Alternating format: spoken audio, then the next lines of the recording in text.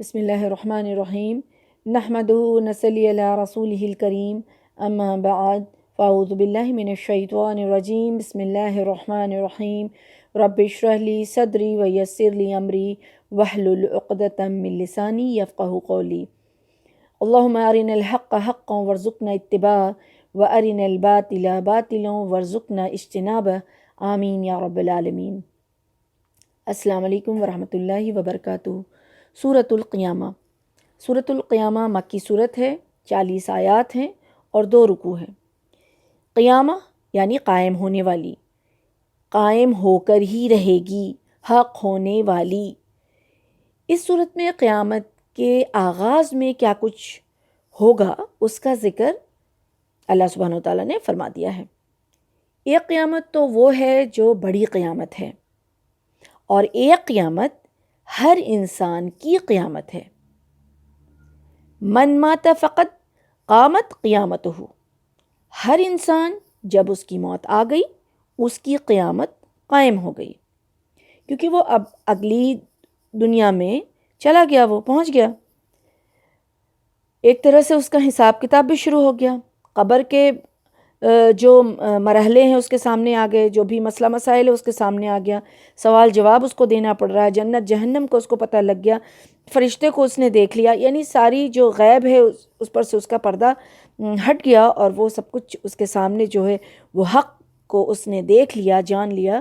اب اس کی قیامت آ گئی، کیونکہ اب وہ کچھ کر نہیں سکتا ہے اپنے لیے۔ جو کچھ اس کو کرنا تھا اس دنیا میں، اس زندگی میں کرنا تھا، تو اس کا ہی ذکر، قیامت کا ہی ذکر ہے۔ بسم اللہ الرحمن الرحیم۔ لا اقسم بیوم القیامہ، میں قیامت کے دن کی قسم کھاتا ہوں۔ اللہ سبحانہ وتعالیٰ یہاں قیامت کے دن کی قسم کھا رہے ہیں۔ قسم کھانے کا مقصد بعض دفعہ کیا ہوتا ہے کہ اپنی بات میں تاکید پیدا کرنا، یعنی تاکید کے طور پر، یا پھر کبھی کلام کی خوبصورتی کے لیے، یا کبھی نفی کے معنوں میں، یا پھر شہادت کے طور پہ قسم کھائی جاتی ہے۔ اللہ سبحانہ وتعالیٰ کسی چیز کی بھی قسم کھا سکتے ہیں، لیکن انسان کو یہ حکم نہیں ہے۔ اگر قسم کھانے کی ضرورت پیش آئے تو صرف اللہ سبحانہ وتعالیٰ کی ہی قسم کھائے گا، اس کے علاوہ غیر اللہ کی قسم کھانا شرک ہے۔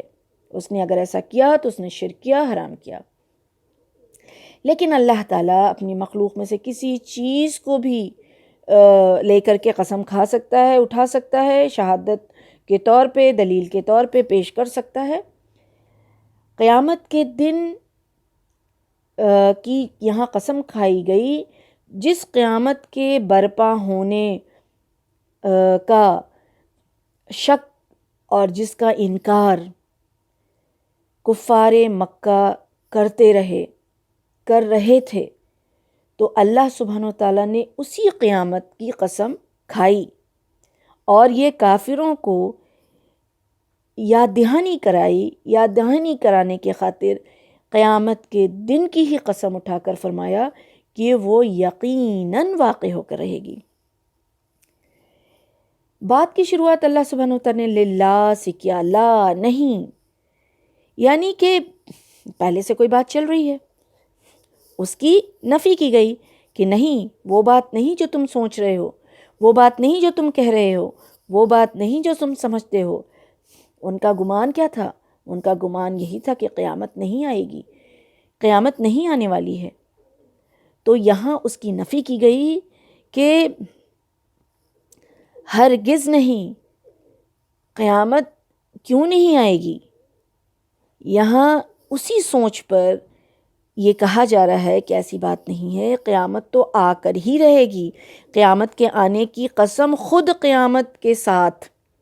یہ دن اتنا بڑا ہے، اتنا اہم ہے کہ اس دن کی قسم کھائی گئی، کوئی شک نہیں، وہ خود گواہ ہے کہ آ کر کے رہے گی۔ وَلَا أُقْسِمُ بِالنَّفْسِ اللَّوَّامَةِ، اور میں ملامت کرنے والے نفس کی قسم کھاتا ہوں۔ اب اللہ سبحانہ وتعالیٰ قسم کھا رہے ہیں نفس لوامہ کی۔ قیامت کے آنے پر گواہ ہے یہ نفس.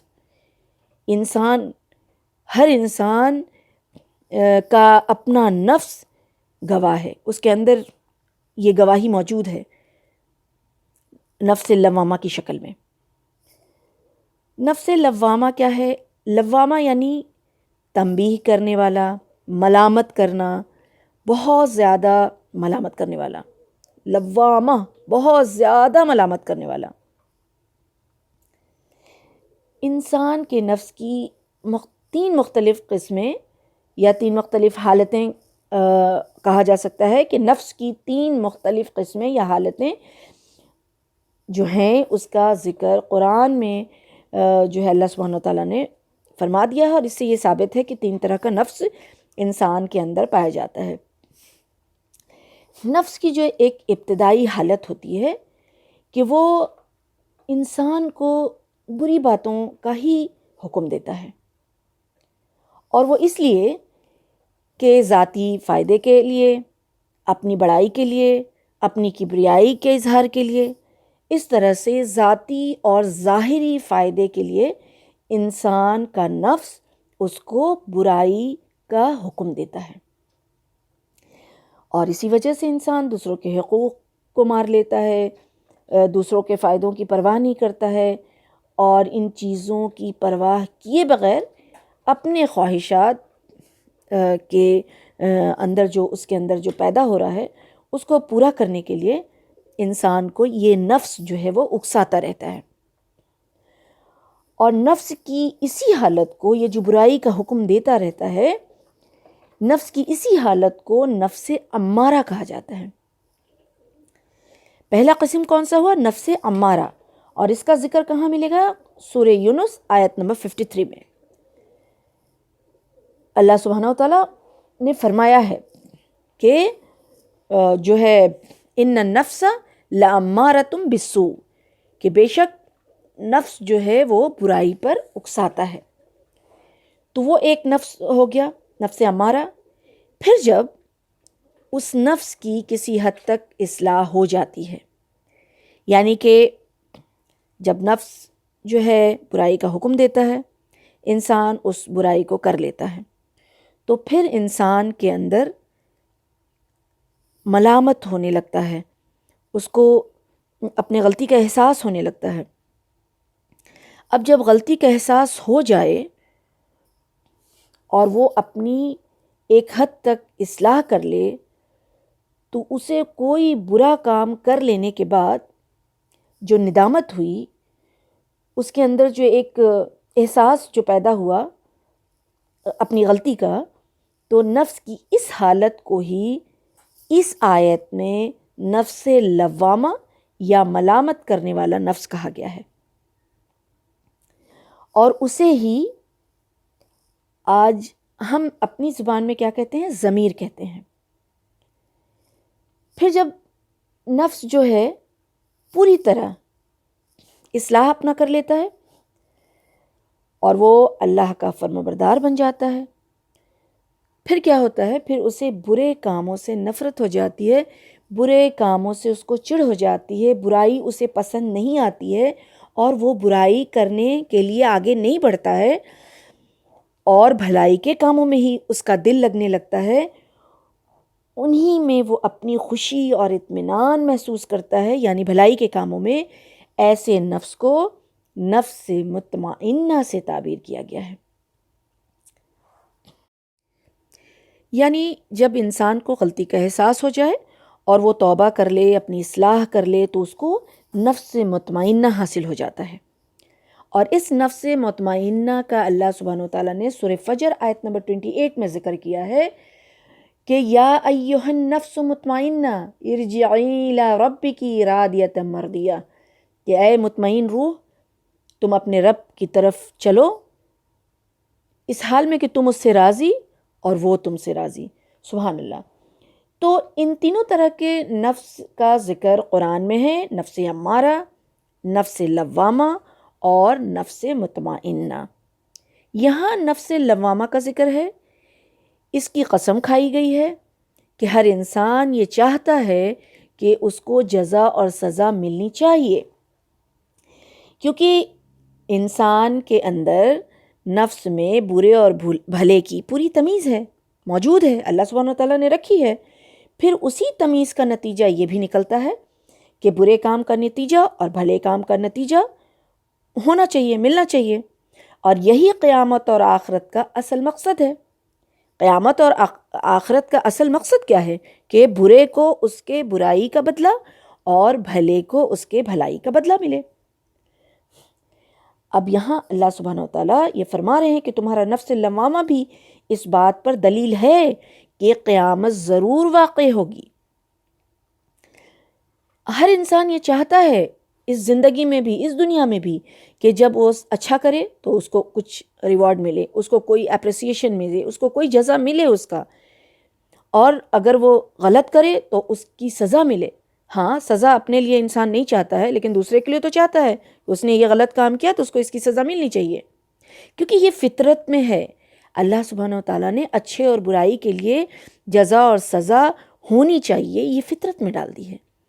اس لیے یہاں نفی کی گئی، لوامہ کی قسم کھائی گئی۔ حقیقت تو یہی ہے کہ قیامت آئے گی، قیامت کے دن تم کو یہ پتہ چل جائے گا، تمہیں قیامت کا دن ہی تم کو یہ بتا دے گی کہ قیامت دیکھو آ گئی، تم مانو یا نہ مانو، تم اس پر یقین کرو یا نہ کرو، قیامت تو آنے ہی والی ہے، دیکھو یہ آ کر کے رہ گئی۔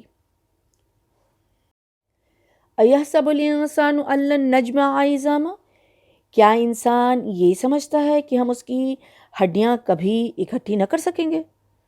سورہ یاسین میں اللہ سبحانہ وتعالیٰ نے اس کا جواب دیا ہے، اور بھی بہت سارے مقام پہ اس کا جواب ہے کہ جس طرح سے اللہ سبحانہ وتعالیٰ نے تم کو پہلی بار پیدا کیا ہے، اسی طرح سے تم کو دوبارہ بھی پیدا کرے گا، دوبارہ بھی تم کو اٹھائے گا۔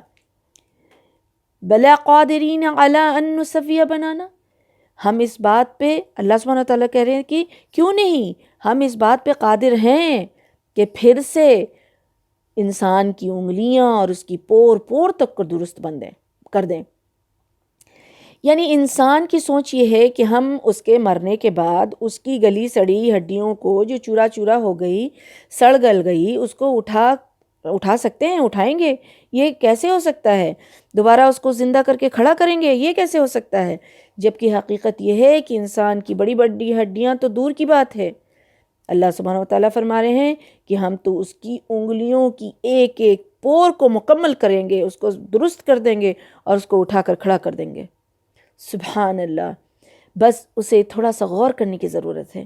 انسان اگر اپنی پہلی پیدائش پہ جو رحم مادر میں ہوتی ہے اس پر اگر غور کر لے تو یہ بات وہ پوری طرح سے سمجھ لے کہ اللہ سبحانہ وتعالیٰ کس قدر اس پر قدرت رکھتا ہے کہ اس کے ایک ایک پور کو اکٹھا کر لے، اس کو سنوار دے اور اس کو دوبارہ جو ہے وہ زندہ کر کے اٹھا لے۔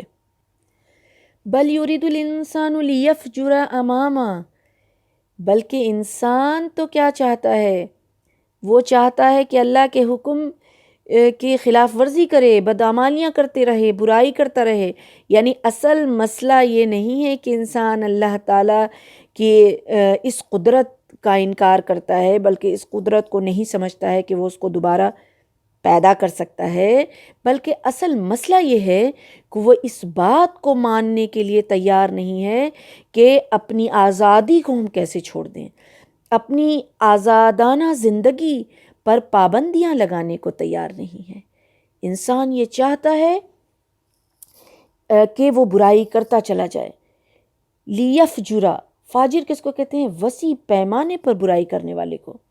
چاہتا ہے انسان کہ کوئی اس کو روکے نہیں، کوئی اس کو ٹوکے نہیں، اس کا کوئی حساب کتاب نہ لیا جائے، وہ اس کی جو مرضی وہ کرے اور وہ برائی کرتا چلا جائے، جو اس کا دل چاہتا ہے وہ اس کو کرے۔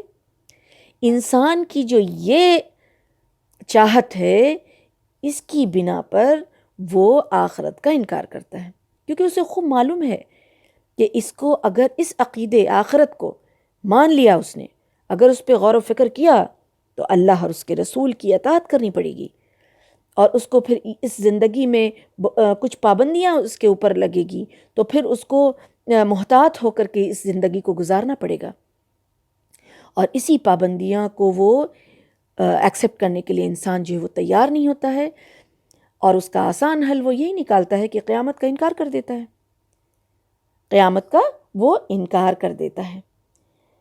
یہ تو بات ہوئی قیامت کا انکار کر دینا ان لوگوں کے لیے جو سرے سے قیامت کا انکار کر رہے ہیں کہ کوئی قیامت نہیں آنے والی ہے، ہم کوئی دوبارہ اٹھائے جانے والے نہیں ہیں، ہم مر کے سڑ گل جائیں گے، ہڈی ہماری بوسیدہ ہو جائے گی تو ہم نہیں اٹھانے والے ہیں، یہی دنیا جو ہے ہمارے لیے سب کچھ ہے۔ لیکن افسوس کہ جو لوگ ایمان والے ہیں، جو یہ دعویٰ کرتے ہیں کہ ہم مسلمان ہیں، ہم ایمان والے ہیں، ان کی حالت کیا ہے؟ وہ بھی اسی عقیدہ آخرت کو پشِ پشت رکھ کے زندگی گزار رہے ہیں، وہ بھی اسی آخرت کے عقیدے کو صرف زبان سے تسلیم کر کے اور اس کے اوپر غفلت میں پڑے ہوئے ہیں۔ لوامہ کا جو ذکر اللہ سبحانہ تعالیٰ نے کیا کہ لوامہ کیا ہے؟ جب وہ ملامت کرنے والا، یعنی ایمان کے مطابق، ہر انسان کے ایمان کے مطابق اس کا دل ملامت کرے گا، اور یہ ملامت سب کو ہوتا ہے، کم ہو یا زیادہ ہو، یہ ضمیر جو ہے وہ سب کے اندر ہے، ایک بار اس کو اس کی برائی پر ضرور ٹوکتا ہے، اس کو ضرور روکتا ہے، لیکن انسان اس کو نظر انداز کر دیتا ہے۔ دنیا میں بھی یہ ہوتا ہے، جب ایمان کا لیول بڑھتا ہے تو جو خود انسان جو غلطی کرتا ہے اس پر ملامت اس کو ہوتی ہے تو وہ اصلاح کر لیتا ہے اس کا۔ اب اس کو ہر چیز کی ملامت ہوتی ہے، جب انسان کو جس علم ہو جاتا ہے کہ یہ برا ہے، تو پھر جب اس کو خبر اس چیز کی لگ گئی، ہم نے یہ غلط کیا، ہمیں یہ نہیں کرنا چاہیے تھا، تو جب اس کی خبر اس کو لگ جاتی ہے تو اس کا دل اس ملامت کرتا ہے، یا برائی کر رہا ہوتا ہے۔ جب ایک انسان کوئی بھی برا کام کرتا ہے تو ایک بار اس کا نفس جو ہے، نفس لوامہ، اس کو ضرور ایک بار ٹوکتا ہے کہ یہ غلط ہے، تم یہ جو کر رہے ہو، کرنے جا رہے ہو، یہ غلط ہے، لیکن انسان اس کو نظر انداز کر دیتا ہے۔ ایک انسان اس کا ایمان کے لیول جب بڑھتا ہے تو پھر اسے پچھتاوا ہوتا ہے، اور پرانی باتوں پر بھی ہوتا ہے۔ دنیا میں اس ملامت کو نظر انداز کرے یا اصلاح کرے یا پھر اس کو سرے سے نہ مانے، آخرت میں ہر انسان کو ملامت ہوگی، چاہے وہ برا ہو چاہے وہ نیک ہو۔ برے تو ملامت کریں گے ہی، حسرت کریں گے ہی، نیک بھی حسرت کریں گے اور ملامت کریں گے اپنے ایک ایک پل کے لیے کہ ہم نے اس کو اللہ کی فرمانبرداری میں کیوں نہ گزاری، آج ہمارا درجہ اور بلند ہوتا۔ ابن قیم رحمۃ اللہ علیہ فرماتے ہیں کہ انسان اپنے ایک ایک سانس پہ حسرت کرے گا کہ اس نے اللہ کی فرمانبرداری میں اس کو کیوں نہ گزاری تھی۔ یعنی ایک ایک سانس کی قیمت ہر انسان کو قیامت کے بعد پتہ لگے گا۔ جب اس کی قیامت آ جائے گی، جب اس کی موت آ جائے گی، تو ایک ایک سانس کی اس کو اہمیت پتہ لگے گی۔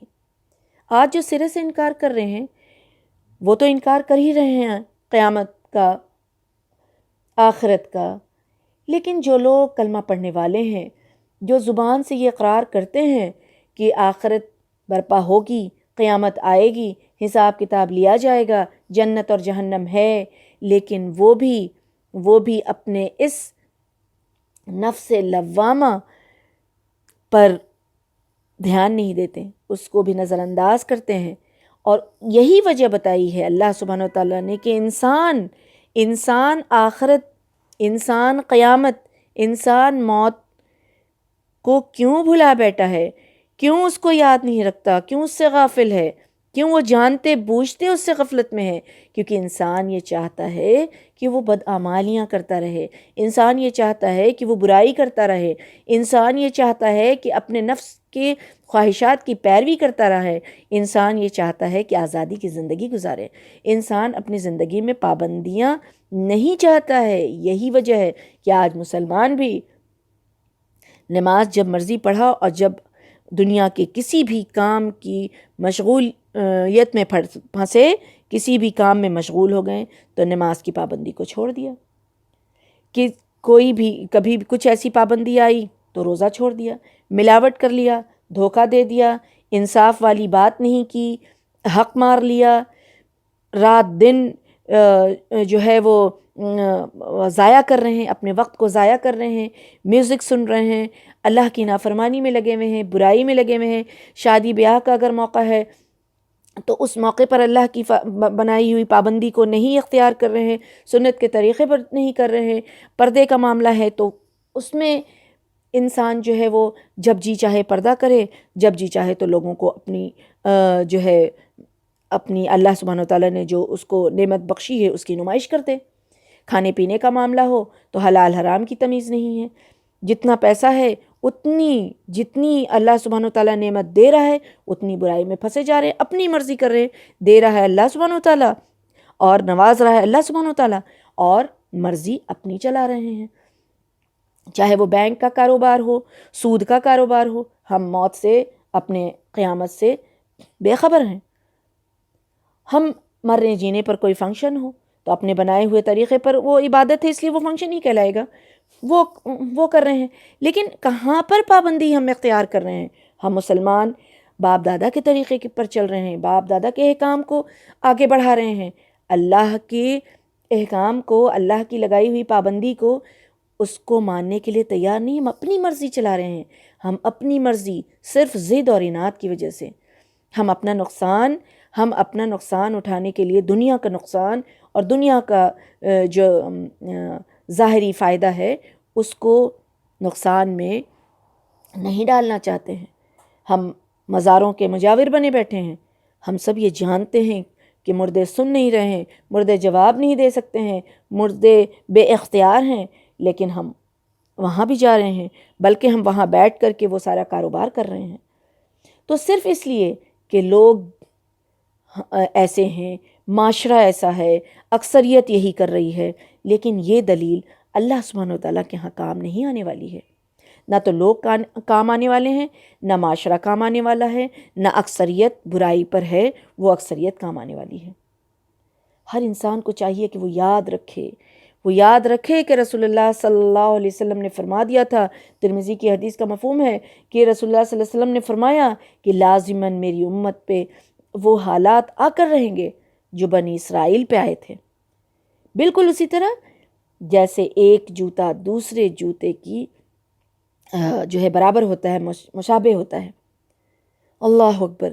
لیکن آج مسلمانوں کا یہ ہے، کیونکہ اصل مسئلہ یہ آخرت کا انکار، قیامت کا انکار کا اصل مسئلہ یہی ہے کہ انسان اپنی زندگی پر پابندیاں نہیں لگانا چاہتا ہے، اور اسی لیے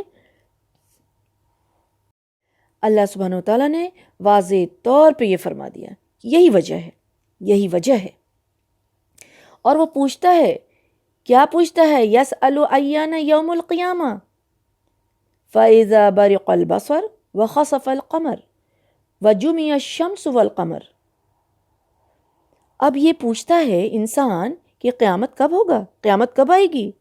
اس کا جواب یہ ہے کہ جب آنکھیں چندھیا جائیں گی، چاند گہن لگ جائے گا چاند میں، اور سورج اور چاند ملا دیے جائیں گے، یعنی کہ سورج اور چاند کا فاصلہ ختم ہو جائے گا۔ یعنی انسان کی ڈھٹائی کا عالم یہ ہے کہ حقیقت کو سمجھنے کے باوجود وہ سوال کیے جاتا ہے کہ وہ آخر وہ دن کب آئے گا، قیامت کب آئے گی، وہ قیامت کب آئے گی؟ یعنی جب اللہ سبحانہ تعالیٰ نے اس کا جواب دیا کہ جب یہ کائنات کا جو نظام ہے درہم برہم ہو جائے گا تو اس وقت کیا ہوگا؟ کئی طرح کا دھماکہ آئے گا، کئی طرح کے زلزلے آئیں گے، گرج بھی ہوگی، بجلی بھی چمکے گی، اور انسان اس دن کیا ہوگا کہ اس وقت اس کے خوف سے، اس کے دہشت سے، وہ عالم جو اتنا زبردست ہوگا، اس عالم سے انسان کی نگاہیں پھٹی کی پھٹی رہ جائیں گی۔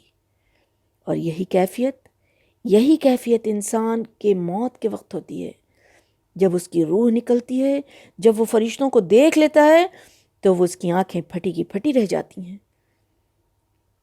اللہ اکبر! وہ اس کی قیامت ہوتی ہے، جب ہر انسان کی قیامت آ جاتی ہے موت، تو وہ دیکھ لیتا ہے اور اس کی آنکھیں پھٹی کی پھٹی رہ جاتی ہیں۔ اللہ سبحانہ تعالیٰ یہی جواب دے رہے ہیں کہ جب تمہاری آنکھیں چوندھی آ جائیں گی، جب تمہاری آنکھیں پھٹی کی پھٹی رہ جائیں گی، چاند میں گہن لگ جائے گا، سورج اور چاند کا فاصلہ ختم کر دیا جائے گا. یعنی کہ آج جو عارضی طور پہ تھوڑے سے وقت کے لیے جب گہن لگتا ہے چاند پہ سورج پہ تو کیا ہوتا ہے، اس کی روشنی اس کا نور ختم ہو جاتا ہے. تو قیامت کے دن تو پوری طرح سے اس کا نور ختم ہو جائے گا اور سب کچھ جو ہے درہم برہم ہو جائے گا. سارا نظام ہی اللہ سبحانہ و تعالیٰ کے حکم سے ختم ہو جائے گا. سمجھو ایک اللہ سبحانہ و تعالیٰ نے ایک ڈور تھام کر کے رکھی ہے، اللہ کے حکم سے سب اپنی اپنی جگہ پہ اس کی فرمانبرداری میں لگے ہیں، اور جس دن اللہ تعالیٰ اپنی اس ڈور کو چھوڑ دے گا اور پھر ساری چیز جو ہے ختم ہو جائے گی، مل جائے گی، ملیا میٹ ہو جائے گی، سارا چٹیل میدان ہو جائے گا. وہ ہے قیامت کا دن، وہ ہے. اب اس دن کیا ہوگا؟ اس دن انسان چاہے گا کیا؟ اس دن پھر کیا کہے گا انسان؟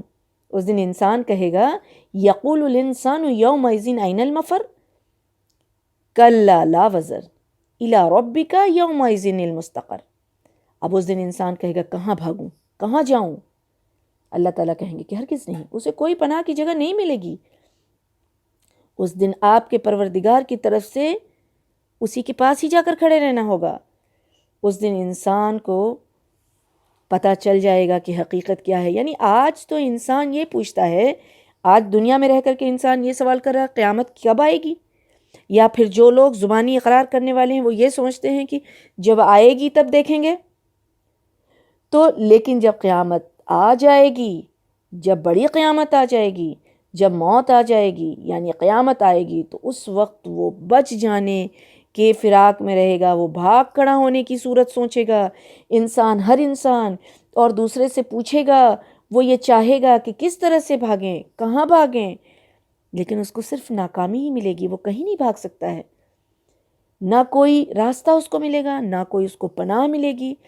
ہر انسان اس بات پر مجبور ہوگا کہ سیدھا اپنے پروردگار کے پاس، اپنے رب کے پاس جائے، پیش ہوئے، وہیں اس کی پیشی ہوگی، وہیں اس کی پیشگی ہوگی، وہیں اس کو جانا ہوگا، اور وہیں اس کے لیے مجبوری ہوگی. وہ مجبور ہوگا کیونکہ اس کے پاس نہ تو کوئی راستہ ہوگا اور نہ تو کوئی پناہ کی جگہ ہوگی.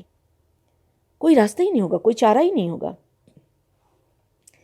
انسان جب دنیا میں بھی تھوڑا سا خوف ہوتا ہے، اندھیرا ہوتا ہے، تو کوئی پناہ تلاش کرتا ہے، کوئی مدد تلاش کرتا ہے، کوئی راستہ تلاش کرتا ہے. لیکن اس وقت جب تلاش کرے گا، دنیا میں تو جب تک زندگی ہے اللہ سبحانہ و تعالیٰ راستہ بھی دکھاتے ہیں، پناہ بھی دکھاتے ہیں، دیتے ہیں، لیکن اس دن پھر کوئی پناہ نہیں اور کوئی راستہ نہیں ہے. اب انسان کو یہ خبر دیا جائے گا جب وہ اپنے پروردگار کی طرف پلٹ جائے گا، وہاں پہنچ جائے گا، تو اس دن انسان کو بتایا جائے گا کہ اس نے آگے کیا بھیجا اور پیچھے کیا چھوڑا.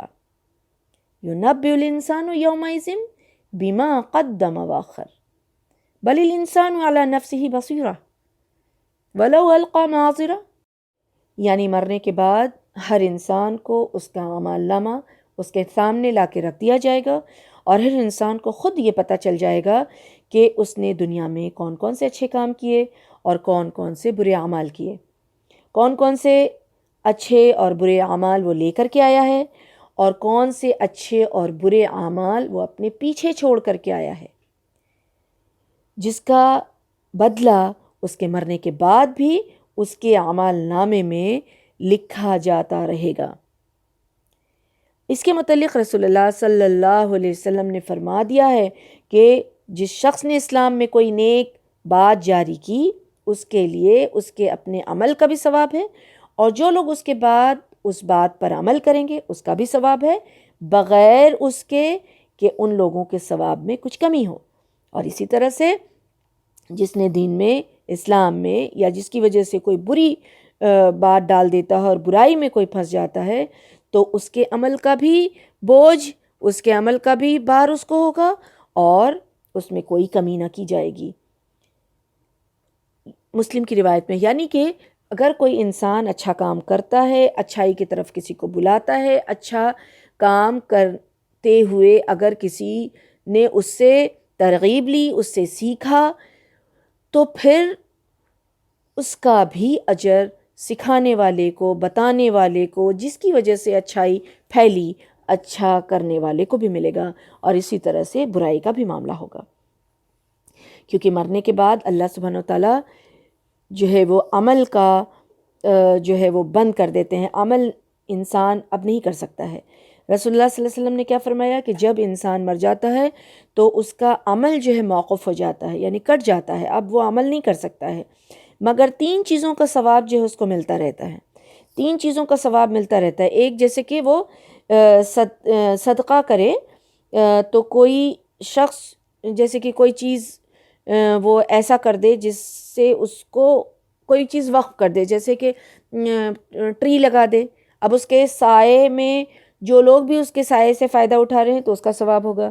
کہیں کسی نے ہینڈ پمپ لگوا دیا، کہیں کسی نے کنواں کھدوا دیا، کہیں کسی نے کسی کے لیے شیلٹر بنوا دیا، سرائے خانہ بنا دیا، یتیم خانہ بنوا دیا، تو اس طرح سے کسی کے بھلائی کا کام کوئی کر کے چلا گیا اور اس کے بعد لوگ اس سے فائدہ اٹھا رہے ہیں، تو اس کا اجر جو وہ لکھا جاتا رہے گا اس کے اعمال نامے میں۔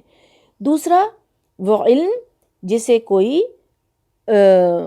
جاری کر دے، یعنی کہ اگر کوئی مدرسہ کوئی کھول دیتا ہے، کوئی کسی کو پڑھا دیتا ہے، کوئی کسی کو دین کی طرف لے آتا ہے، کوئی کسی کہیں قرآن اور کتاب یہ چیزیں مہیا کرا دیتا ہے، یعنی کسی طرح سے بھی اس چیز کا انتظام کرتا ہے، اور اس سے جہاں جہاں جتنی دور تک لوگ اس کا فائدہ اٹھاتے رہیں گے اور جب تک فائدہ اٹھاتے رہیں گے اس کا اجر لکھا جاتا رہے گا اس کے اعمال نامے میں۔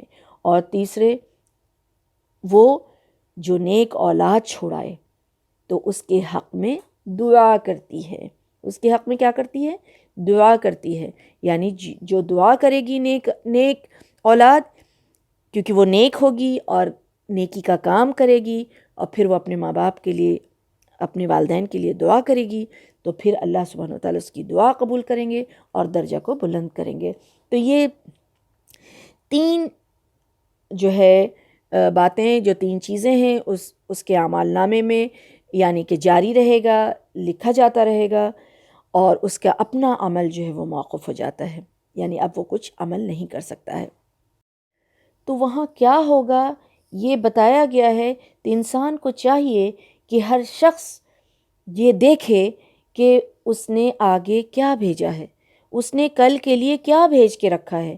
ہر انسان کو چاہیے کہ وہ دیکھے، غور کرے، کیونکہ انسان کتنی بھی معذرتیں کر لے، یہ ساری چیزیں جو دکھائی جائے گی وہ تو ایک انصاف کا تقاضا پورا کرنے کے لیے رکھا جائے گا، اسے دکھایا جائے گا، اس کے اعمال نامے کو اس کو بتایا جائے گا کہ لیکن حقیقت کیا ہے، انسان کو اپنے اچھے برے کے بارے میں اس کو خود پتہ ہوتا ہے، اور وہ صرف بہانہ بنا رہا ہوتا ہے، اور اس لیے بہانہ بنا رہا ہوتا ہے کہ اپنا قصور ماننے کے لیے وہ تیار نہیں ہوتا۔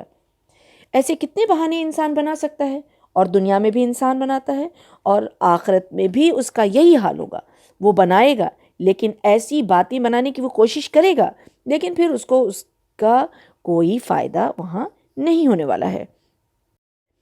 اب یہاں سے 4 آیات میں رسول اللہ صلی اللہ علیہ وسلم سے مخاطب ہو کر کے قرآن کو اور وحی کو اخذ کرنے کی بات بتائی گئی، اور امت کو پھر یہ بات بتائی گئی کہ قرآن کو کس طرح سے سمجھنا ہے اور کیا ذمہ داری ہے۔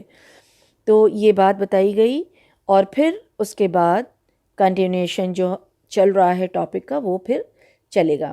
یہاں اللہ تعالیٰ فرماتے ہیں کہ لا تحرک بہ لسانک لتعجل بہ ان علینا جمعہ وقرآنہ فاذا قرأناہ فاتبع قرآنہ ثم ان علینا بیانہ۔ رسول اللہ صلی اللہ علیہ وسلم سے اللہ تعالیٰ فرما رہے ہیں کہ اس وحی کو جلدی جلدی یاد کرنے کے لیے اپنی زبان کو حرکت نہیں دیجیے، اس کو یاد کرا دینا، اس کو پڑھوا دینا ہماری ذمہ داری ہے۔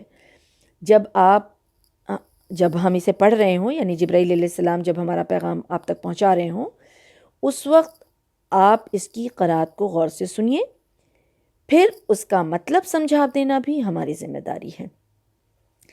اصل میں ہوتا کیا تھا کہ نبوت کے ابتدائی دور میں جب رسول اللہ صلی اللہ علیہ وسلم کو وحی اخذ کرنے کی ابھی عادت جو ہے وہ مشق نہیں ہوئی تھی، تو رسول اللہ صلی اللہ علیہ وسلم پہ جب وحی نازل ہوتی تھی تو آپ صلی اللہ علیہ وسلم کو یہ اندیشہ ہوتا تھا کہ کہیں جو جبرائیل علیہ السلام اللہ کا کلام لے کر کے آ رہے ہیں، جو سنا رہے ہیں، تو آپ کو ٹھیک ٹھیک یاد رہ سکے گا یا نہیں. اس لیے آپ صلی اللہ علیہ وسلم وہی سنتے ہی ساتھ ساتھ اسے یاد کرنے کی کوشش کرنے لگتے تھے، یعنی اپنی زبان اور اپنے ہونٹ کو ہلانا شروع کر دیتے تھے. ایسی صورت جو ہے اس وقت بھی پیش آئی جب جبرائیل علیہ السلام سورہ قیامہ کی آیت آپ کو سنا رہے تھے. تو یہ سلسلہ کلام جو ہے اسی لیے بیچ میں جو ہے رسول اللہ صلی اللہ علیہ وسلم کو پھر ہدایت فرمائی گئی کہ آپ وحی کے الفاظ کو یاد کرنے کی کوشش نہیں کریے، بلکہ غور سے سنتے رہیے. اسے یاد کرا دینا، اس کے بعد ٹھیک ٹھیک آپ کو پڑھوا دینا، یہ ہماری ذمہ داری ہے. آپ مطمئن رہیے کہ اللہ کے ایک ایک کلام کو آپ جو ہے وہ یاد رکھیں گے، بھولیں گے نہیں، اور اسے نہ تو کبھی آپ ادا کرنے میں کوئی غلطی کریں گے. آپ بالکل اطمینان رہیے، آپ سے کوئی غلطی نہیں ہوگی. یہ ہماری ذمہ داری ہے، اللہ تعالیٰ نے اس کی ذمہ داری لی. اور ہوا یہی کہ پھر اس کے بعد کیا ہوا کہ رسول اللہ صلی اللہ علیہ وسلم جو خاموشی سے سنتے تھے، اور سننے کے بعد اللہ سبحانہ و تعالیٰ کی طرف سے جب وحی کا نزول ہو جاتا تھا، ہونے کے بعد خود اللہ سبحانہ و تعالیٰ کی طرف سے رسول اللہ صلی اللہ علیہ وسلم بہت آسانی کے ساتھ اس کو پڑھا کرتے تھے اور سنایا کرتے تھے. اب یہاں جو ایک بات آ رہی ہے کہ قرآن کو بیان کرنا بھی ہماری ذمہ داری ہے، یعنی ہم اس کو بیان کریں گے. ثم علینا بیانا، پھر ہم اس کو بیان کریں گے. اس آیات میں کئی اہم بات پہ روشنی پڑی ہے. وہ یہ ہے مثال کے طور پر کہ اللہ تعالیٰ نے صرف قرآن ہی نہیں نازل فرمایا ہے، بلکہ قرآن کا بیان بھی نازل فرمایا ہے. دوسری بات یہ سمجھنا ہے کہ یہ جس طرح اللہ تعالیٰ نے قرآن کی حفاظت کی ذمہ داری لے رکھی ہے، اس کے بیان کی بھی حفاظت کی ذمہ داری اللہ نے لے رکھی ہے. یہ بیان کیا چیز ہے تو اس کو اچھی طرح سے سمجھ لینا چاہیے کہ صرف قرآن کے الفاظ کو دہرا دینے کا نام بیان نہیں ہے، بلکہ بیان میں ان قرآنی الفاظ کا مفہوم بتانا، اس کی شرح و تفسیر جو ہے بتانا، اس کی حکمت عملی اور طریقہ بتانا، سب کچھ اس میں شامل ہے. قرآن کو سمجھنے اور اس پر عمل کرنے کے لیے ضروری ہے کہ اس کے نازل کرنے والے یعنی اللہ سبحانہ و تعالیٰ اور جس پر نازل ہوئی ہے یعنی کہ رسول اللہ صلی اللہ علیہ وسلم، دونوں کے نزدیک قرآن کے الفاظ کا مفہوم جو ہے وہ طے ہو اور وہ ایک ہی ہو. کیونکہ جو کلام بھیج رہا ہے یعنی اللہ سبحانہ و تعالیٰ جو بھیج رہے ہیں اور جو امت تک پہنچا رہے ہیں، جن کو ذمہ داری دی گئی ہے، ان دونوں میں بات جو ہے وہ جو بھی اس جو نازل ہو رہی ہے اس کا مفہوم جو ہے وہ طے کرنا اللہ تعالیٰ طے کریں گے، اور دونوں میں ایک ہی سا ہوگا. طے کر کے بتائیں گے اور پھر وہ امت کو بتائیں گے، یعنی جو ذمہ داری دی گئی ہے. اللہ تعالیٰ نے صرف قرآن کے الفاظ ہی نہیں نازل فرمائے ہیں، بلکہ ان کے الفاظ کا مفہوم بیان کیا ہے، اور وہ بھی جو ہے جو رسول اللہ صلی اللہ علیہ وسلم کے ذہن میں القاء کر دیا گیا. یہ بیان بھی امت کو بتانا رسول اللہ صلی اللہ علیہ وسلم کی ذمہ داری تھی. اور اگر کوئی شخص رسول اللہ صلی اللہ علیہ وسلم کی بات کو نہ مانے، سنت رسول سے آزاد ہو کر محض اپنی لغت میں، اپنی ڈکشنری میں معنی دیکھ کر کے قرآن کے الفاظ کا مفہوم کو طے کرنے کی کوشش کرے گا تو وہ پھر گمراہی کی طرف ہی جائے گا. وہ صرف گمراہی کی طرف ہی جائے گا، کیونکہ اللہ سبحانہ و تعالیٰ نے قرآن میں یہ فرما دیا ہے کہ وَأَنزَلْنَا إِلَيْكَ الذِّكْرَ لِتُبَيِّنَ لِلنَّاسِ مَا نُنَزِّلَ إِلَيْهِمْ. اور اے نبی صلی اللہ علیہ وسلم، یہ ذکر ہم نے تم پر اس لیے نازل کیا ہے تاکہ تم لوگوں کے سامنے اس کی تعلیم کی تشریح و توضیح کرتے جاؤ. اس کے لیے یہ اتاری گئی ہے. اور ایسی آیتیں جو ہیں قرآن میں 4 جگہ پہ اللہ تعالیٰ نے کلیئر بتا دیا ہے کہ رسول اللہ صلی اللہ علیہ وسلم کا کام صرف قرآن یعنی اللہ کی کتاب، اللہ کی آیات سنا دینا ہی نہیں تھا، بلکہ اس کتاب کی تعلیم دینا بھی تھا۔ تو تعلیم میں یہ ساری چیزیں آ جاتی ہے، اس کا مفہوم، اس کا تشریح، اس کا بیان، یہ ساری چیز جو ہے وہ اس میں آ جاتی ہے تعلیم دینے میں۔ اور یہ سورہ بقرہ میں، سورہ آل عمران میں، سورہ جمعہ میں اللہ سبحانہ وتعالیٰ نے یہ واضح طور پہ بتا دیا ہے کہ صرف پڑھ کر سنانا رسول اللہ صلی اللہ علیہ وسلم کی ذمہ داری نہیں تھی، بلکہ اس کو واضح طور پہ لوگوں کو اس کی تعلیم دینا ان کی ذمہ داری تھی۔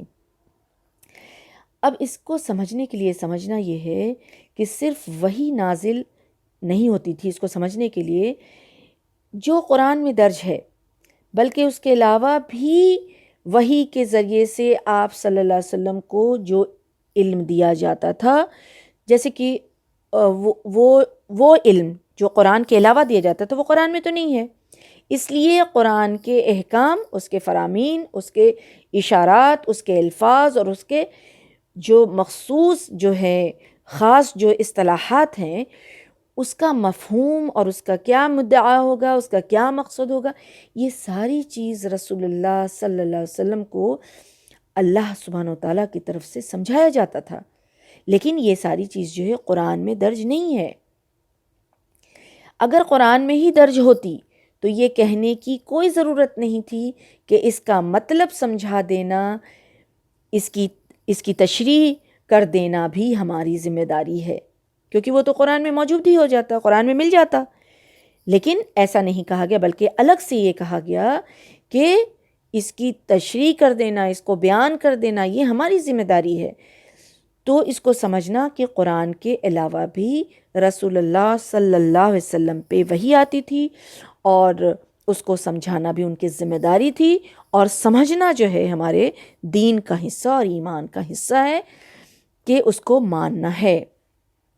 صرف قرآن کو پڑھ لینے اور اس کے ترجمہ سے ہم نہیں سمجھ سکتے ہیں، بلکہ مثال ہم ایک سمجھیں اور اللہ سبحانہ تعالیٰ ہمیں سمجھا دے کہ اگر قرآن کے اللہ سبحانہ تعالیٰ نے قرآن بھیجا، قرآن کے بھیجنے والے اللہ سبحانہ تعالیٰ، انہوں نے قرآن کو بھیجا اور اپنی طرف سے ایک معلم مقرر کر دیا،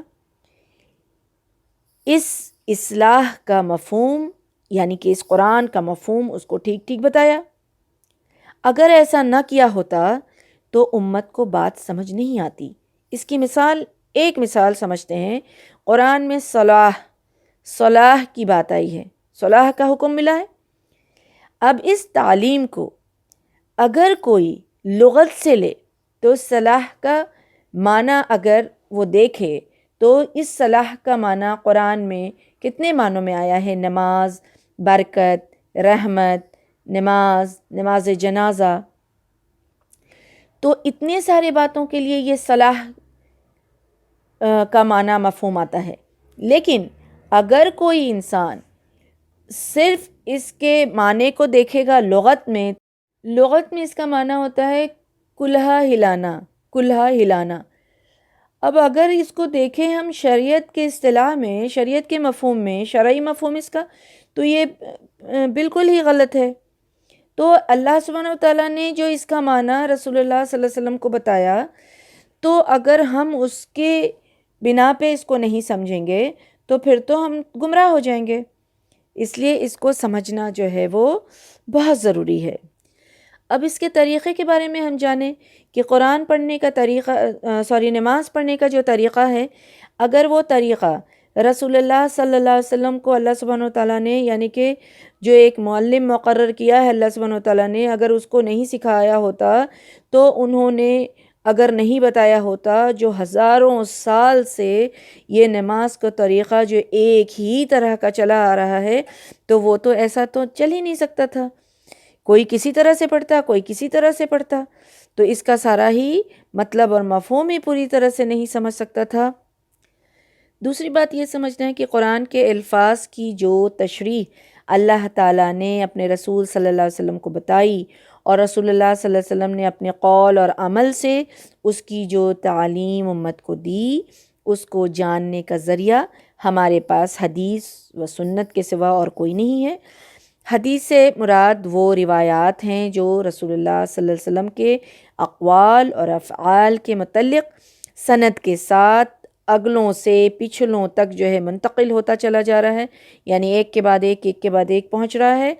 اور سنت سے مراد طریقہ ہے جو رسول اللہ صلی اللہ علیہ وسلم کی قولی اور عملی تعلیم سے مسلم معاشرے کی انفرادی یعنی ایک ایک فرد اور اجتماعی زندگی میں رائج ہوتا ہے۔ یعنی کہ یہ بات یہاں سمجھنا ہے کہ صرف اور صرف قرآن کو پڑھ لینا اور لغت سے اس کی معنی کو سمجھ لینا ایمان کو مکمل نہیں کرتی، بلکہ اللہ سبحانہ و تعالیٰ نے اس قرآن کو جس کے حوالے کیا، جس کے اوپر اتارا، جس کے اوپر نازل کیا، یعنی رسول اللہ صلی اللہ علیہ وسلم آخری نبی، تو ان پر اس قرآن کے علاوہ بھی کچھ نازل کیا ہے جس کو بھی ماننا ہمارے ایمان کا حصہ ہے، ورنہ ہم اللہ کے احکام کو پوری طرح سے سمجھ بھی نہیں سکتے ہیں اور اس پر صحیح طرح سے عمل نہیں کر سکتے ہیں۔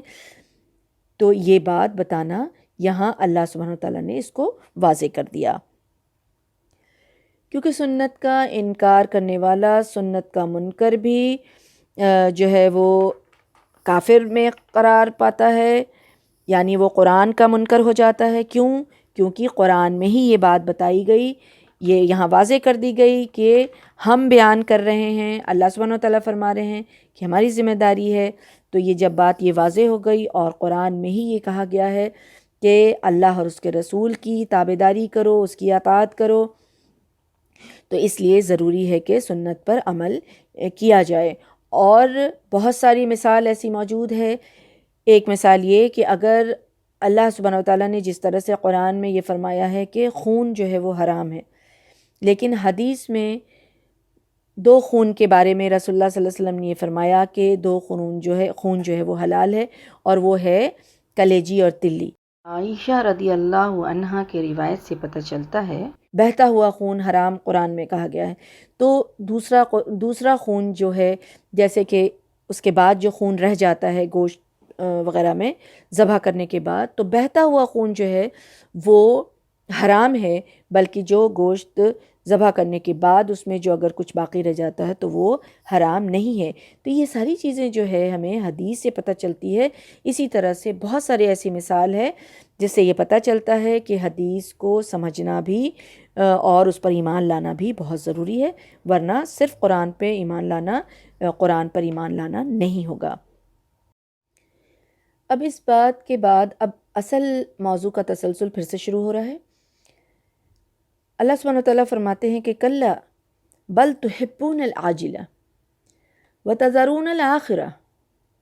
اب اللہ تعالیٰ کہتے ہیں کہ ہرگز نہیں، اصل بات یہ ہے کہ تم لوگ جلد حاصل کرنے والی چیز یعنی دنیا چاہتے ہو اور آخرت کو چھوڑ دیتے ہو۔ اور اس دن کے بارے میں پھر بتایا گیا کہ کچھ چہرے ایسے ہوں گے، اب آخرت کے بارے میں یہ بتایا کہ کچھ چہرے ایسے ہوں گے جو تر و تازہ ہوں گے، اپنے پروردگار کو دیکھتے ہوں گے، اور کئی چہرے اس دن پریشان ہوں گے اور سمجھتے ہوں گے کہ ان کے ساتھ کمر توڑ برتاؤ ہوگا۔ اب یہ بات پہلے بتائی گئی کیا کہ آخرت کا انکار اس لیے لوگ کرتے ہیں تاکہ وہ اپنے اوپر اپنی زندگی میں پابندی لگانا نہیں چاہتے ہیں، کسی طرح کا روک ٹوک پسند نہیں کرتے ہیں، آزاد زندگی گزارنا چاہتے ہیں، اس لیے وہ آخرت اور قیامت کا انکار کرنے والے ہیں۔ اب یہاں دوسری وجہ بتائی جا رہی ہے کہ لوگ صرف فوراً کا فائدہ یعنی نقد فائدہ جو ہو رہا ہے، فوراً جو ابھی دکھ رہا ہے، جو ابھی فائدہ ہو رہا ہے، اس کے چکر میں پڑے ہیں۔ تم لوگ چاہتے ہو یہ کہ ایسا کام کرو جس کا بدلہ جو ہے ابھی فوراً اسی دنیا میں مل جائے، اور جس کام کا اجر آخرت میں ملنے والا ہے اس کام پر تم لوگ توجہ نہیں دیتے ہو اور اس کو نظر انداز کر دیتے ہو۔ یہ ریزن اللہ تعالیٰ بتا رہے ہیں کہ تم فوراً جلد باز ہو، تم جلدی چاہتے ہو کہ یہیں سب کچھ مل جائے، اور جو چیز بعد میں ملنے والی ہے اس پر تمہارا جو ہے وہ توجہ نہیں ہے۔ لیکن یہ بات سمجھنا ہے کہ دیکھو تمہارے خیال میں تم اس پہ یقین نہیں کرتے ہو، بھروسہ نہیں ہے آخرت، اور اسی وجہ سے آخرت کو تم دنیا پر ترجیح دے رہے ہو۔ اگر تمہیں یقین ہوتا تو تم آخرت کو ترجیح دیتے، اس دنیا کو ترجیح نہ دیتے، لیکن وہ آخرت جو ہمیشہ ہمیش کا ہے اس کو تم چھوڑ رہے ہو اس دنیا کے لیے جو یہ ختم ہو جانے والا ہے۔ اور یہ ریزن ہے، یہ ایک دوسرا ریزن بتایا گیا کہ تم اس وجہ سے تم قیامت کا انکار کرتے ہو۔ اور وہاں کے بارے میں پھر بتایا جا رہا ہے کہ دیکھو جو انکار نہیں کرنے والے ہیں وہ، بہت ساری حدیثوں میں اس کا ذکر ہے کہ جو ایمان لانے والے ہیں آخرت پر، جو قیامت کو مان لینے والے ہیں، اقرار کرنے والے ہیں، جو ایمان لانے والے ہیں، اس کے مطابق عمل کرنے والے ہیں، ان کو بہت ساری نعمتوں سے نوازا جائے گا، اور ان میں ایک سب سے بڑی نعمت ہوگی، وہ ہوگی اللہ سبحانہ وتعالیٰ کا دیدار۔ ان کے چہرے خوشی کے مارے رونق ہوں گے، تر و تازہ ہوں گے، روشن ہوں گے۔ لیکن جو لوگ فاجر ہوں گے، مشرک ہوں گے، کافر ہوں گے، ان لوگوں کو تو یہ نعمت نہیں ملنے والی ہے۔ سب سے بڑی نعمت اللہ سبحانہ وتعالیٰ کا دیدار الہی، سب سے بڑی نعمت۔ اور اللہ سبحانہ وتعالیٰ کی کتاب اور سنت میں اس کی وضاحت جو ہے یہ کر دی گئی ہے کہ اس سے بڑی نعمت اور کوئی نہیں ہے۔ جب انسان اللہ سبحانہ وتعالیٰ کا دیدار کرے گا، جنت میں جب اللہ سبحانہ وتعالیٰ کا دیدار کرے گا تو اللہ سبحانہ وتعالیٰ کو جو وہ ٹکٹکی لگا کر کے دیکھتا رہے گا تو دیکھتا ہی چلا جائے گا وہ۔ اور سیدنا موسیٰ علیہ السلام سے اللہ تعالیٰ نے دنیا میں جب کلام کیا تھا تو اس کلام میں اتنی لذت تھی کہ موسیٰ علیہ السلام چاہتے تھے کہ یہ گفتگو کے لمحات جو ہیں جس قدر ممکن ہو اور بھی طویل ہو اور لمبی ہو اور بڑھے اور بات ہو، اتنی لذت ان کو محسوس ہوتی تھی۔ تو اب دیدار الہی میں کیا لذت ہوگا، یہ انسان اس دنیا میں رہ کر کے نہیں سمجھ سکتا ہے۔ اب جو لوگ انکار کرنے والے ہیں ان کے بارے میں یہ فرمایا جا رہا ہے کہ جو یہ توقع نہیں رکھتے ہیں، امید نہیں رکھتے ہیں کہ قیامت آئے گی، تو ان کا چہرہ اس دن پتہ چلے گا کہ وہ حیران اور پریشان ہوں گے۔ کئی چہرے اس دن پریشان ہوں گے، ہوائیاں اڑی رہیں گی، اور وہ سمجھ جائیں گے کہ آج میرے ساتھ جو ہے بہت ہی معاملہ سخت ہونے والا ہے، کمر توڑ دینے والا، یعنی کہ سخت معاملہ ہونے والا ہے۔ آج ہم بچ کر کے کہیں نہیں جانے والے ہیں، کچھ نہیں ہو سکتا ہمارے ساتھ، آج ہم کسی طرح سے نہیں بچ سکتے ہیں۔ اور اللہ تعالیٰ فرماتے ہیں کہ ہرگز نہیں، جب جان ہنسلی تک پہنچ جاتی ہے اور کہا جاتا ہے کہ کوئی دم جھاڑ کرنے والا ہے، یعنی یہاں کہا جا رہا ہے کہ خوب سمجھ لو کہ قیامت کچھ دور نہیں، بلکہ اس کا منہ تو تم اس دنیا میں رہتے ہی دیکھ لو گے۔ جب تم مرنے کے قریب ہوگے تو تمہاری جان جب ہنسلی تک پہنچے گی تو تم سمجھ لو کہ تمہارا سفر آخرت جو ہے وہ شروع ہو گیا۔ اور جان ہنسلی تک جب پہنچ جاتی ہے، یعنی اللہ کا جب حکم آ جاتا ہے کہ اب تمہاری موت کا وقت آ چکا، تو پھر کوئی جھاڑ پھونک تمہارے کام کیا آ سکتا ہے؟ کیا تم اپنے آپ کو بچا سکتے ہو؟ کسی طرح سے تم بچ سکتے ہو؟ نہیں بچ سکتے ہو۔ اور یہ میت کے علاج یا اسے موت کے منہ سے بچانے کے لیے آخری حربہ کے طور پر یہ اختیار کر لینے کے لیے کہا جا رہا ہے کہ کیا جاتا ہے کہ کچھ آدمی علاج کراتا ہے، جھاڑ پھونک کراتا ہے، کسی طرح سے بھی چاہتا ہے کہ وہ موت کے منہ میں نہ جائے۔ علاج کروانا سنت رسول ہے صلی اللہ علیہ وسلم، اور دم جھاڑ کی بھی اجازت ہے۔ ہاں، شرط یہ ہے کہ اس میں کوئی شرکیہ کلام نہ ہو، جبکہ اللہ پر توکل کرنے والوں اور ہر حال میں اللہ کی رضا پر راضی رہنے والوں کا درجہ علاج کرانے والوں سے بہت بلند ہے۔ سیدنا عباس رضی اللہ عنہ سے روایت ہے کہ آپ صلی اللہ علیہ وسلم نے فرمایا کہ میری امت میں سے 70,000 آدمی بے حساب جنت میں جائیں گے۔ یہ کہہ کر آپ صلی اللہ علیہ وسلم اندر چلے گئے، اور یہ نہیں بتایا کہ وہ 70,000 کون لوگ ہیں۔ اب کیا ہوا؟ اب صحابہ کرام میں تو ہلچل مچی کہ اب انہیں ڈر لگنے لگا، اور سب پوچھنے لگے، کہنے لگے کہ اب کون ہے یہ 70,000 لوگ کون ہیں؟ تو آپ صلی اللہ علیہ وسلم باہر نکلے اور فرمایا کہ یہ 70,000 وہ لوگ ہیں جو نہ منتر کرتے ہیں، نہ بدشگنی لیتے ہیں، نہ داغ لگواتے ہیں، بلکہ اپنے پروردگار پر بھروسہ رکھتے ہیں۔ سبحان اللہ۔ تو یہ ساری چیزیں جو ہے بتا دی گئی۔ اس کے علاوہ دم جھاڑ کا مسنون طریقہ صرف یہ ہے کہ مریض پر قرآن کی آیات یا مسنون دعائیں پڑھ کر دم کر دیا جائے۔ ہاں، اگر دم جھاڑ کے الفاظ کے معنی کی پوری طرح سمجھ آ جائے اور اس میں شرک کی کوئی بات نہ ہو تو ایسا دم کرنے میں کوئی حرج نہیں ہے، یعنی قرآنی آیات کو دم کرنے میں کوئی حرج نہیں ہے، مریض پہ دم کیا جا سکتا ہے۔ اس کے علاوہ جتنی بھی صورتیں ہیں وہ غلط ہے، وہ ناجائز ہے، اور جیسے کہ موعظتین ہے، سورۃ الفاتحہ ہے، اور بھی جو مسنون دعائیں ہیں یہ سب ہم کر سکتے ہیں۔ لیکن اس کے علاوہ جو دوسرا طریقہ ہے، جیسے کہ تعویذ لکھ کر پانی میں گھول کر پلانا، گلے میں لٹکانا، یا ان کا کلائی پر باندھ دینا، یا اس پر کپڑے باندھنا یا پہننا، لٹکانا، یہ سب سنت کے خلاف ہے۔ اور دم جھاڑ کا جو ہے یہ طریقہ جو ہے بالکل نہیں ہے، اور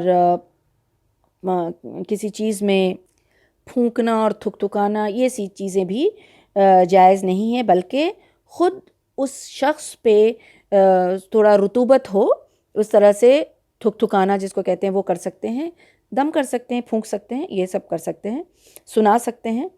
یہ ساری چیزیں ہیں جو مسنون ہے، جو ہمیں سنت سے ملتی ہے۔ تو یہ طریقہ بتایا گیا۔ تو بات ابھی یہ چل رہی تھی کہ اللہ سبحانہ وتعالیٰ یہ کہتے ہیں کہ کوئی بھی کسی طرح کا بھی جھاڑ پھونک اس وقت کام نہیں آئے گا جب اللہ سبحانہ وتعالیٰ کی طرف سے موت کا وقت مقرر ہو گیا، اور تم اس وقت جو ہو وہ دیکھ لو گے کہ قیامت کیا ہے، اس وقت سے ہی تمہاری قیامت شروع ہو جائے گی۔ اب آیت 31 سے 35 تک اللہ سبحانہ وتعالیٰ ایک خاص شخص کے بارے میں بغیر نام لیے ذکر کر رہے ہیں۔ وہ مکہ کا سردار تھا، ابو جہل اس کا نام تھا، اس کے بارے میں کہ اس نے نہ تو تصدیق کی اور نہ تو اس نے نماز ادا کی، بلکہ وحی کو الٹا اس نے جھٹلایا اور منہ موڑا، پھر اکڑتا ہوا اپنے اہل خانہ کی طرف چل دیا۔ اس کے لیے بہت ہی افسوس ہے، بلکہ بہت ہی افسوس ہے اس پر۔ تو کہا جا رہا ہے کہ کیا انسان نے یہ سمجھ رکھا ہے کہ اس کو ایسے ہی چھوڑ دیا جائے گا؟ تو کیا وہ اپنی پیدائش پر نہیں دیکھتا، اپنی پیدائش پہ ایک نظر نہیں کرتا ہے کہ وہ کیا تھا؟ وہ منی کا ایک بوند ہی تو تھا جو ٹپکایا گیا، پھر وہ کیا ہوا؟ جمع ہوا خون ہو گیا، پھر لوتھڑا ہو گیا، پھر اللہ تعالیٰ نے اس کو ایک ٹھیک ٹھاک انسان بنا دیا، اس سے پھر ایک مرد اور ایک عورت، دو قسمیں بنا دی۔ کیا وہ اس بات پر قادر نہیں ہے کہ پھر سے مردوں کو زندہ کر دے گا؟ جب اللہ سبحانہ وتعالیٰ ایک منی کے ٹپکے سے، بوند سے جب انسان کی تخلیق کر سکتا ہے، تو کیا انسان کو دوبارہ اس کی تخلیق نہیں کر سکتا؟ اس کو دوبارہ پیدا کرنے پر قادر نہیں ہے؟ اللہ سبحانہ وتعالیٰ یہ پوچھ رہے ہیں۔ اور یہاں اس کے بارے میں بتایا گیا کہ جب اس کے سامنے، ابو جہل کے سامنے آیات پڑھ کر سنائی جاتی تھی تو وہ بہت ہی بدبخت تھا اور کہنے لگتا تھا کہ اے محمد صلی اللہ علیہ وسلم، مجھے کیا ڈراتے ہو؟ میرے پاس جو ہے میرے بہت لوگ ہیں، میری عزت ہے، اور میرا تم کچھ نہیں بگاڑ سکتے ہو۔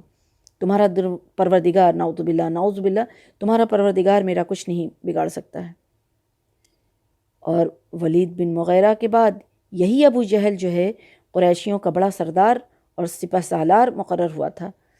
قرآن کی آیت سن کر انہیں جھٹلا دیا، پھر تکبر کیا اس نے، اور اس متکبرانہ انداز سے منہ موڑ کر اپنے گھر کی طرح روانہ ہو گیا۔